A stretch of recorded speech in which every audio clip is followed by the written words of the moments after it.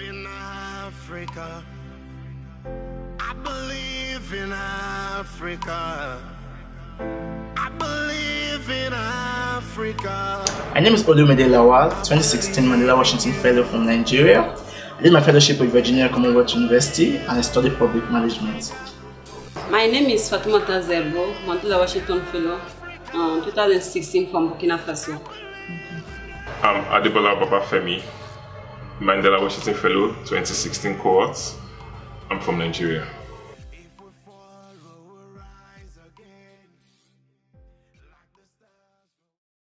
Yeah, I was very excited to get the STG to speak at the IVE Africa Global Conference in Abuja. I spoke on the topic Systems Thinking for Effective Governance. That was an area that I was really excited about because I realized that we need a holistic approach to governance in Africa. I talked extensively about how we need to build effective structures to enhance effective governance in Africa. We talked about the various arms of government, how they interplay, and of course I hammered on the role of the citizens in building democratic institutions. The focus of my intervention was about practical mentorship. And doing my mentorship with Mr. Samuel Oni Tola. And the practicum is the Team Foundation and NGO in Nigeria, Lagos. It was a wonderful experience that I was able to meet people from different parts of Africa and even from the US and Pakistan also. And I made a lot of wonderful relationships, great connections, great contacts, built strong strategic network that has really influenced and impacted the work that I do currently. For instance, I met a friend by the name Abdul. It was based in Kano and has been thinking of doing something in Lagos for a very long time. So by virtue of that meeting, we were able to strike a partnership. And within 2 weeks after the STG, he was able to organize his event in Lagos on its which we were able to mobilize civil society organizations, youth, women, and other major stakeholders in the development sector together. For the time being, I can say that as I'm doing now, my practicum is what I was looking for as a teacher, because I'm meeting all those students who are different from my country, and I'm learning also from the Nigerian educational system through the curriculum, how they are going those things you don't have in my country. I saw that there are business studies here and social studies you don't have in my country. And after when we finish on university study, we say, okay, be entrepreneur. How can I start something I don't know? But maybe if I start teaching us from the secondary school, it means that we can have this mindset and say, okay, after those studies, I'm not going to wait for government to say, okay, come and take a job. I start learning, doing something. And this is something I learned a lot. And I give 2 talks, and I was like, okay, me speaking English in those kind of places, it's a kind of success for me. Yeah, because I'm learning how to speak to those public. I used to speak to people in my community because I know them, but those people I don't know them. That I'm trying to speak others for people. And just yesterday, I was giving a talk on menstrual hygiene to young girls and young boys, because we have to know also how the women or girlfriend are going through and they can understand. And the mentorship we started, and it's very fine. I'm going to have books to read about, and my mentor suggested that to start to big thing, to start small, and to do big. Yeah. Then I'm going to have books for that, also start reading and how to start an NGO, because I can look for fund, raise fund, if there's not something strong behind me. Me alone, it will be difficult for people to be confident to trust what I'm going to do with money.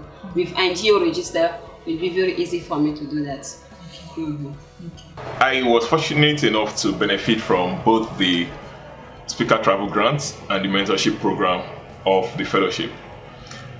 For the speaker travel grant, I had the great privilege to go back to the same institute, University of Wisconsin-Madison, where I was for my academic program.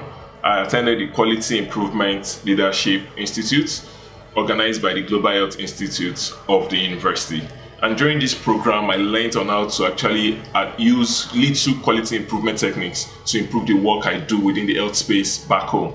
And the program also matched me with a mentor Victoria, who has been of immense help to me in my work within my community, and currently we are even working on a project to pass a legislative bill. She is a consultant to the National Assembly, and that's actually made me meet a couple of legislators whom we are working together to shape the healthcare space within my country.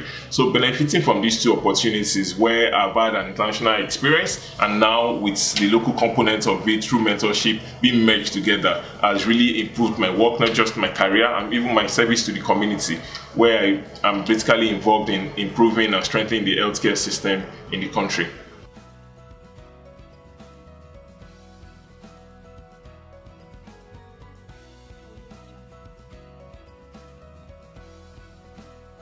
The bill we are currently trying to, there is a National Primary Health Care Bill, National Health Act, but there are also parts of that bill which you feel does not really address the concerns of those within the underserved communities in the country.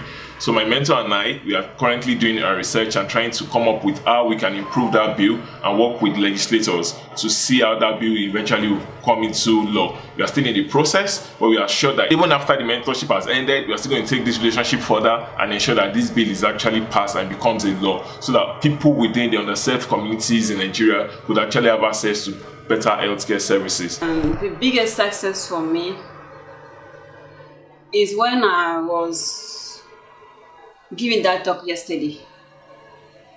I feel that I was very confident in what I'm saying and what I'm giving to that student. And the fact that the questions were raised after my talk made me that what I teach them, they understood what I was saying, and they were willing to know more about.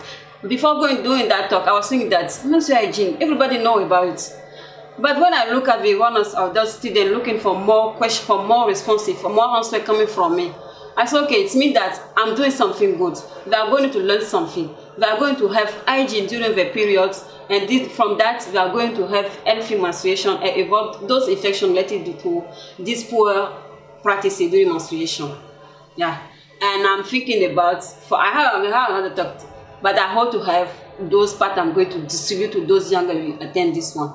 This one I'm looking for the next talk. Yeah. And for my career, at my workplace, the Quality Improvement Leadership Institute I attended at University of Wisconsin actually gave me a different dimension to how to approach health issues and how to making me realize that healthcare improvement doesn't have to be on a large scale level. It starts from the little bits you can do, and this approach I've been able to use them at my workplace and have actually improved my productivity at work. Giving back to my community, before the fellowship, I had a group which we call Be Aware, where we're just sensitizing people on health issues within the community.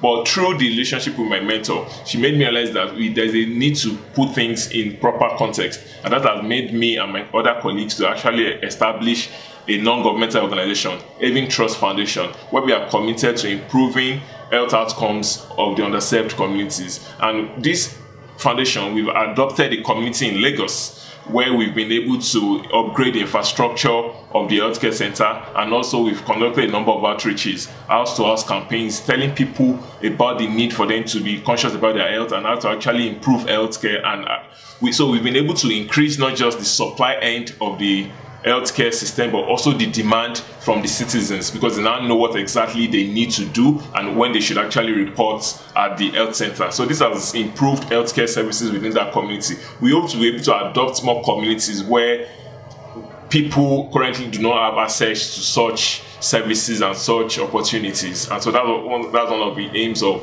the foundation. And this happened as a result of my relationship with my mentor. Yes, generally, talking about expansion of my thinking, there are times that we are set in our ways, in the ways we do things, and there's nothing as good as collaborative effort, called the mastermind principle. When you get ideas from different people and you're able to synthesize those ideas into what you do. I'll give you a case in point. Like, I set up an organization called Motherville Center for Development. Before the STG, I had an idea of what I wanted to do or how I wanted to go about it. But by interacting with these people and pitching my ideas to them, I realized that they brought in great perspectives that I could champion my cause more effectively, and that would be more impactful in developing young politicians, in mentoring young politicians, and also establishing a platform where people who have great ideas would have leverage, and I would act as propelling force for them to be able to launch their ideas into the bigger society. So that, for me, that was a very big takeaway from the STG.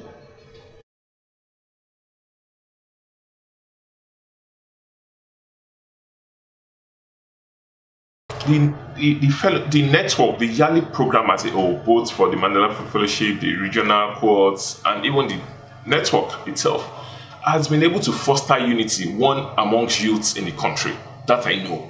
Within the network, people are not sentimental about what part of the country you are from, whether you are from the northern part or you are from the southern part. That collaboration has been there. People have been able to work as brothers and sisters on different fronts. And with even also, so that alone is enough reason for me as a Nigerian for us to continue this fellowship. And if this thing ends, I'm sorry, we may end up retrogressing, because the gains we've sustained, the gains we've achieved may not be sustainable. Through that experience, I learned a lot. I was like doing something very small in my community, but when I went to that fellowship, and I noticed that what I'm doing was not so small, but I have to do more to improve what I'm doing, to do more, to have more outcomes. And I feel that the fellowship is something that has go on, not to be stopped, because I know that there are many young leaders in our continent doing a lot of things to improve the community. And from that, we can say, if we are able to help those young girls to know the way they can take to help their community, we are going to change our continent. It kind of creates a vacuum in the human capital development sector in Africa. It's a great opportunity for us to further enhance development processes. Now, if this stops, we are shortchanging other youths in Africa from benefiting from what we have benefited from. And the ripple effect will also be short-circuited. So, for instance, now, another 100 fellows were selected in 2017 from Nigeria. What that means is that the ratio of about 10 to 1. So, one fellow can develop 10 other fellows. So, we have over 60 million youths in Nigeria alone.